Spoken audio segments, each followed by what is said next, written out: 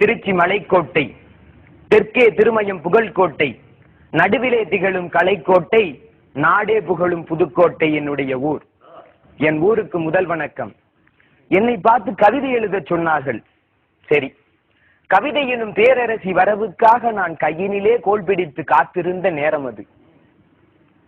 மக்கள் எல்லாம் மாக்களானார். எதனாலே? இரண்டாலே. ஒன்று விலைவாசி, மற்றொன்று கைபேசி. கைபேசி அதற்கு மேதினியில் மேன்மை தரும் சிறப்பு.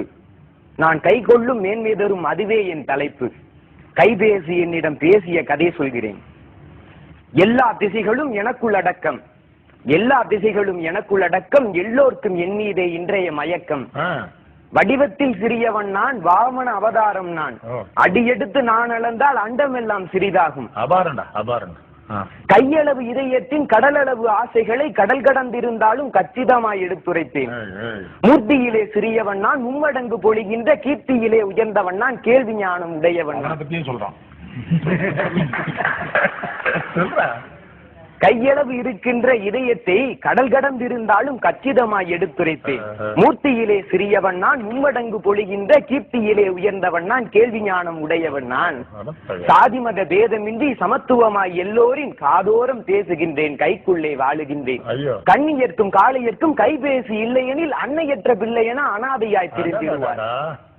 தானாக பேசினாலே தனியாக சிரித்தபடி போனாலே பைத்தியம்பார் போகுதென்பார் அந்நாளில். வீதியிலே இன்றைக்கோ வாகன நெரிசலிலும் பாதி பேர் சிரித்தபடி பைத்தியம் போல் உளறுகின்றார். பாதி பேர் சிரித்தபடி பைத்தியம் போல் உளறுகின்றார். பாதி பேர் சிரித்தபடி பைத்தியம் போல் உளறுகின்றார். காரணம் தான் தெரிகிறதா? காரணம் தான் தெரிகிறதா? கைபேசி என்னிடம் தான் ஊர்க்கதைகள் அளக்கின்றார், உலகினையே மறக்கின்றார். மன்னனுக்கும் புலவனுக்கும் மதிகான நட்பு அன்று அன்று, கண்ணியர்க்கும் காளையர்க்கும் கைபேசி காதல் இன்று. பொத்தானை மறந்தாலும் போட்டிருக்கும் சட்டையிலே, பொத்தானை மறந்தாலும் புத்தகத்தை மறந்தாலும் புதித்திடவே மறந்தாலும், பெற்றோரை அத்தானை யாரைத்தான் மறந்தாலும் மனிதன் விவேக கைபேசி என்னை வித்தகனாய் மறப்பதில்லை.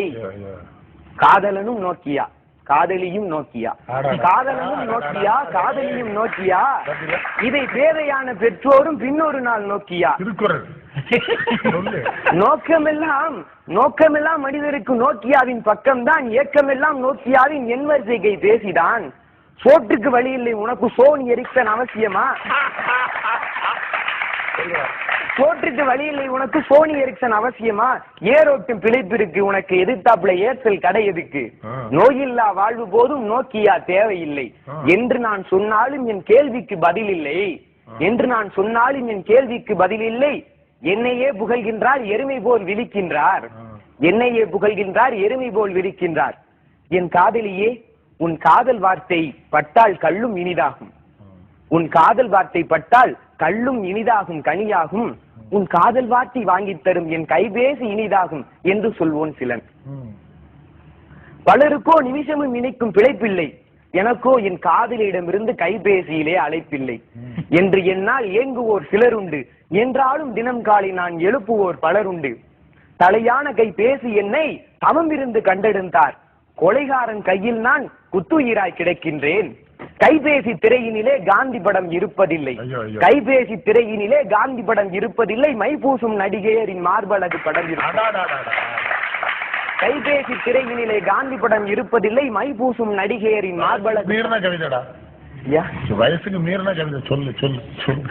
இருக்குமிடம் தெரியாமல் பித்தளை போல் பிதற்றுவோனுக்கு கைபேசி நஞ்சாகும், கல்லறைக்கு வழியாகும். அஞ்சுதற்கும் அஞ்சாமல் அறிவிலி போல் நடந்துகின்றால், அஞ்சுதற்கும் அஞ்சாமல் அறிவிலி போல் நடந்து கொண்டால் கைபேசி கொலைக்கருவி கல்லறைக்கு வழிகாட்டி. கணத்தினிலே கைபேசி காதலினால் சாலையிலே பிணமானோர் எண்ணிக்கை நான் பேசத்தான் அடங்கிடுமா? கைபேசி காத்திருக்க கவனம் எல்லாம் அதில் இருக்க மெய்பேசி சென்றவன் மேல் மோதியதே பேருந்து. இருசக்கர வாகனத்தில் விரைவாக செல்கையிலும், இருசக்கர வாகனத்தில் விரைவாக செல்கையிலும் பெருமை பல பேசுகின்றார், பெருமிபத்தில் சாகின்றார். மூன்றெழுத்தில் மூச்சிருக்கும், மூளையெல்லாம் பேச்சிருக்கும், வானளக்கும் SMS வளர்கொடுமை என் சொல்வேன். மூன்றெழுத்தில் மூச்சிருக்கும், மூளையெல்லாம் பேச்சிருக்கும், வானளக்கும் SMS வன்கொடுமை என் சொல்வேன். அங்குங்கெனாதபடி ஆனந்த கைபேசி, அங்குங்கெனாதபடி ஆனந்த கைபேசி எங்கெங்கும் நிறைந்திருக்கும் இவ்வுலக புதுமை கடவுள்.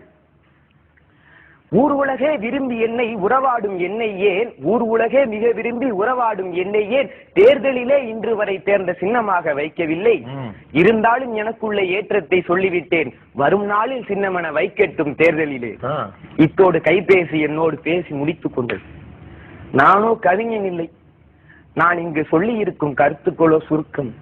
என் கவிதை மீது ஏற்பட்டதா உங்களுக்கு சின்ன மயக்கம்? என் விரல்கள் வருடிய இந்த வரிகளுக்கு கேட்கிறேன். நன்றி, வணக்கம்.